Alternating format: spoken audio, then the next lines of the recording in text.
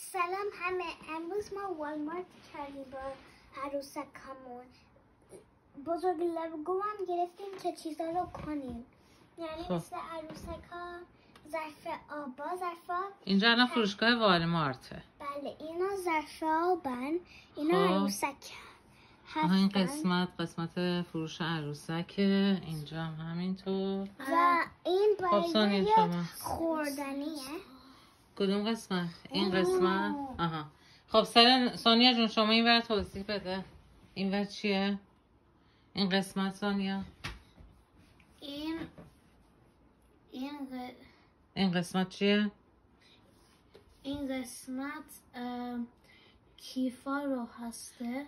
آها فقط قسمت کیفاست. این ورم همینطور؟ آره. خب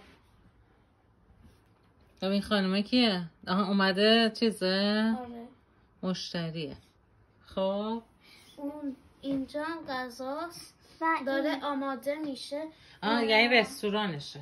نه رستورانش نیست. اینجا هم دارن شروعش میکنن. بله. اینجا فرنیچر مثلا میز. بله یعنی اگه میخوایم بخریم تخت. آها این خانوم هم الان ببینمش سبد خرید گرفته. بله. خب اون قسمت چیه؟ قسمت لباساست. آره. اینم چیه؟ اتاق پروه. آره مثلا تستش. اوکی.